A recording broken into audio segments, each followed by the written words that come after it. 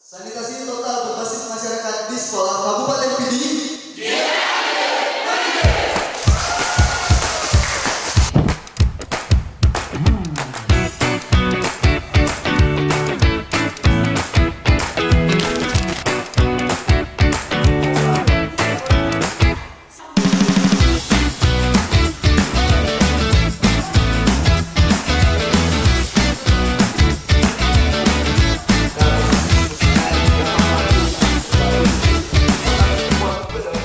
Kegiatan selama 2 hari ini sangat luar biasa karena ini menjadi motivasi penting bagi kami bagaimana kami menyadarkan siswa tentang WOSH dan kepada para guru di sekolah kami agar mereka dapat hidup lebih bersih dan sehat untuk menunjang prestasi siswa ke depan.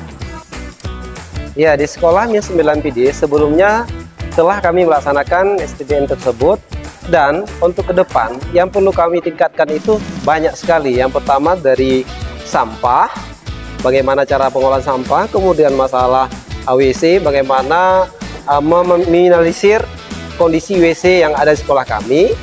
Terus yang ketiga, permasalahan makanan dan minuman yang sehat. STBN di sekolah sangat mendukung untuk kesehatan anak sekolah agar tidak mengkonsumsi makanan yang sembarangan dan untuk stop BAPS.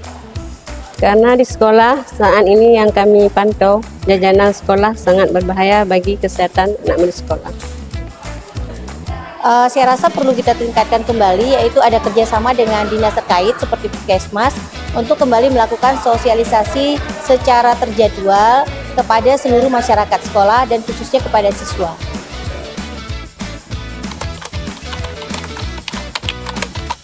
Dahsyat. Luar biasa.